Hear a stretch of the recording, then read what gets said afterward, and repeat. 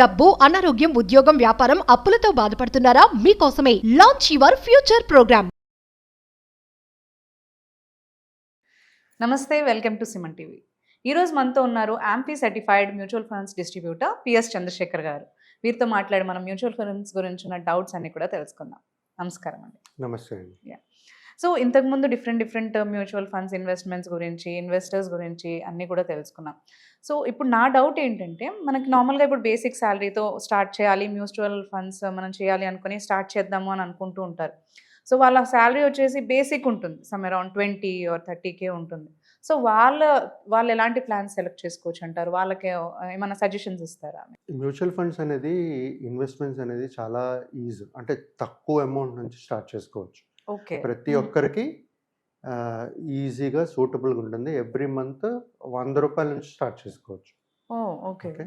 So మరి మీకు సమయం ఉండేటప్పుడు లాంగ్ టర్మ్ ఇన్వెస్టర్ అయితే ఒక 30 సంవత్సరాలు 40 సంవత్సరాలు ఉందంటే 100 రూపాయల నుంచి 500 రూపాయలు ప్రతి నెల వేసుకున్నా సరే మీకు చాలా పెద్ద కార్పస్ అనేది కనబడుతుంది. సో ఇవాళ మనం ఒక కస్టమర్ తీసుకుందాం, ఆయనకి ఒక 20,000 జీతం వస్తుంది అనుకోండి. వాళ్ళు ఆయన ఎలాగ ఇన్వెస్ట్మెంట్ ప్లాన్ చేసుకోవాలి? జనరల్గా ఈ 15,000 20,000 30,000 వచ్చిన వాళ్ళు ఇన్వెస్ట్మెంట్ చేయలేకపోతుంటారు. ఎందుకంటే వాళ్ళ ఇంట్లో ఎక్స్పెన్స్ కమిటెడ్ ఇంట్లో ఎక్స్పెన్సెస్, రెంటల్, ఇవన్నీ ఆల్రెడీ కమిటెడ్ ఎక్స్పెన్సెస్ ఉంటాయి. అంత 20,000 ఖర్చులు నాకు సరిపోవట్లేదండి, డబ్బులు చేయలేకపోతున్నాం అని అంటుంటారు. కానీ ఇప్పుడు నేను చూసుకుంటే ప్రజెంట్ సినారియోలో చూసుకుంటాను మేడం, ప్రతి ఒక్కరు ఒక తక్కువ డబ్బులు వచ్చిన వాళ్ళైనా తీసుకోండి, 20,000 వచ్చిన వాళ్ళని తీసుకోండి శాలరీ, ఒక 1,00,000 రూపాయలు వచ్చిన వాళ్ళని తీసుకోండి. 1,00,000 రూపాయలు వచ్చిన వాళ్ళు కూడా చేయట్లేదు కొంతమంది. అంటే వాళ్ళ స్టాండర్డ్ ఆఫ్ లివింగ్ హై, అంటే ఆ లగ్జరీ లైఫ్ బతకడం అలవాటు అయిపోయింది. ఆ ఖర్చులు కూడా అలాగే ఉంటాయి. సో ఇవాళ మనం 20,000 శాలరీ సంపాదించుకున్న వాళ్ళని ఎలాగ ఇన్వెస్ట్ చేయాలి, మనం ఏ స్ట్రాటజీ వాడాలి అనేది మాట్లాడుకుందాం. సింపుల్ స్ట్రాటజీ నేను ఒకటి చెప్పేది ఏంటంటే మేడం, 70 15 15 ఇది ఒక నంబర్స్ స్ట్రాటజీ. ఒక్కొక్క నంబరు 70 15 15. ఓకే. సో ఒక్కొక్క నంబరు ఒక సిగ్నిఫై చేస్తుంది, ఇంపార్టెన్స్ అనేది చూపుతుంది. అది మనం మాట్లాడుకుందాం. ఫస్ట్ 70 అనేది, ఫర్ ఎగ్జాంపుల్ 20,000 సంపాదిస్తున్న ఆయన 70% ఆఫ్ ద 20,000 అంటే ఓకే, అంటే 70% ఆఫ్ 20,000 అంటే 14,000 పర్ మంత్. ఆ 14,000తో వాళ్ళ ప్రతి నెల ఖర్చులు ఎక్స్పెన్సెస్ ఆ 14,000లో మెయింటైన్ చేస్తూ రావాలి వాళ్ళు. First thing. ఓకే. ఇప్పుడు రెండో 15 తీసుకుందాం. ఫస్ట్ 70, ఇప్పుడు 15. సెకండ్ 15 అనేది ఎమర్జెన్సీ ఫండ్. ఎమర్జెన్సీ ఫండ్ అంటే జనరల్గా ఉద్యోగాలు చేస్తున్నారు, వాళ్ళకు ఉద్యోగం లేకపోవచ్చు, పోయి ఉండొచ్చు, ఒక 6 months వరకు సర్వే అవ్వాలి, లేదంటే ఇంకేదైనా ఎమర్జెన్సీ కేసెస్ వచ్చి ఉంటాయి. సో ఆ టైంలో ఈ ఎమర్జెన్సీ ఫండ్ అనేది ఉపయోగపడుతుంది. మెడికల్ కి వాటికి ఎమర్జెన్సీస్ కి పెట్టుకోవాలి. సో అది 6 months ఆఫ్ హిస్ శాలరీ, అంటే ఒక ఎక్స్పెన్సెస్ అనుకోండి. సో అనుకుంటే అది ఒక 1,00,000 రూపాయల వరకు పెట్టుకోమని. ఓకే. సో పెట్టుకుంటే అదేంటంటే 15% అంటే 15% ఆఫ్ 20 అయితే 3,000 ఎవ్రీ మంత్ ఇన్వెస్ట్ చేసుకుంటూ ఒక 6 months వచ్చిన ఏదైతే ఎక్స్పెన్సెస్ ఉన్నాయో 6 months ఎక్స్పెన్సెస్ మొత్తం ఎంత శాలరీ వస్తుందో అది 6 months డబ్బులు ఉండేటట్టుగా ఎమర్జెన్సీ ఫండ్ అనేది ప్లాన్ చేసుకో. అది అయిన తర్వాత లాస్ట్ 15 ఏంటి, ఇన్వెస్ట్మెంట్స్. ఈ 15% అనేది మళ్ళీ 15% ఆఫ్ 20,000 అంటే 3,000. ఓకే. సో 3,000 ఇన్వెస్ట్మెంట్ వాళ్ళ గోల్స్ ఏదైతే ఉంటుందో, వాళ్ళ పిల్లల చదువు అవనండి, వాళ్ళ రిటైర్మెంట్ అవనండి, లేకపోతే వాళ్ళ పిల్లల మ్యారేజ్ అవనండి, సో ఇలాగ ఇన్వెస్ట్మెంట్ చేస్తూ పోవాలి. సో మనం నేను ఇక్కడ మెయిన్ ఫోకస్ చేసేది ఏంటంటే మేడం, మన ఎక్స్పెన్సెస్ మనం కంట్రోల్లో పెట్టుకుంటే ఈ ఇన్వెస్ట్మెంట్స్, ఈ ఎమర్జెన్సీ ఫండ్ అనేది ఇన్వెస్ట్మెంట్స్ అనేది చేయగలుగుతాం. ప్రతి ఒక్కరూ ఎవరైతే నేను చేయలేకపోతున్నా, నాకు సరిపోవట్లేదు అనుకుంటున్నారో ఈ స్ట్రాటజీ ఫాలో అవ్వాలి. ఫాలో అవుతే మీరు చేయగలుగుతారు. కొంతమంది ఏమంటారంటే ఫస్ట్ ఇన్వెస్ట్ చేయండి, మిగిలే దాంతో ఖర్చు పెట్టుకోండి. ఓకే. జనరల్గా రివర్స్ రావాలి మనం, ఎందుకంటే ఇప్పుడు మన ఫస్ట్ ఎక్స్పెన్సెస్ చూసుకుంటాం, మన కంట్రోల్ ఉండాలి. ఈ స్ట్రాటజీ వాడితే ఏమవుతుందంటే ఆ 14,000 వరకే నేను వాడాలి, నేను అంతవరకే వాడాలి, మిగతా 3,000 నేను ఎమర్జెన్సీ ఫండ్లోని నా గోల్ రిలేటెడ్ ఇన్వెస్ట్మెంట్స్ చేయాలి అని ఒక ప్లానింగ్కి వస్తారు. ఆ ఫోకస్డ్ ఉంటే ప్రతి ఒక్కరూ ప్లాన్ చేయగలుగుతారు.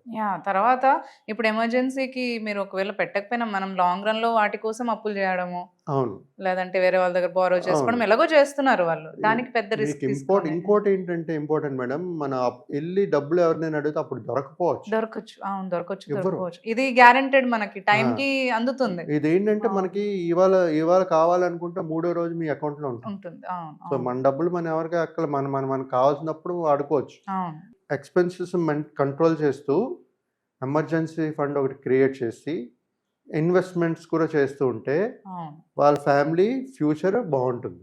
వాళ్ళు ఇప్పుడు మనం ఒక లైఫ్ స్టాండర్డ్ తీసుకుందాం మేడం, ఈ 20,000 శాలరీ సంపాదించిన అయినా ఇవాళ మేబీ ఒక బైక్ వాడుతుంటాడు, బట్ జీవితాంతం బైకే వాడతారా? వాళ్ళకి కార్ని నడపాలని ఉంటుంది, పెద్ద ఇల్లు కొనుక్కోవాలని ఉంటుంది. సో అవన్నీ మనం ఆ లెవెల్కి డెవలప్ అవ్వాలి అనుకున్నప్పుడు ఇలాంటి ప్లానింగ్ అనేది చాలా ఇంపార్టెంట్ చేసుకోవాలి. నేను చెప్పినట్టుగా ఇప్పుడు 3,000 నెలకి నేను మీకు 3,000 అన్నాను, మరి అంత అవ్వకపోతే 500 1,000 వేయండి. ఓకే, అలా కూడా చేసుకోవచ్చు. 100 రూపాయలు మీకు ఇందాక చెప్పాను, సిప్ లో 100 రూపాయలు స్టార్ట్ చేసుకోవచ్చు. 500 1,000 2,000 చేసుకోవచ్చు, మీ ఫ్లెక్సిబిలిటీ. బట్ నేను చెప్పే ప్రతి ఒక్కరికి ఏం చెప్తాను మేడం అంటే, శాలరీ వచ్చింది అనుకోండి, అంటే 20,000 చేయగలుగుతారో లేదో తెలియదు, కానీ ఎక్కువ శాలరీ వచ్చేటప్పుడు మాత్రం 50% salary should go into investment.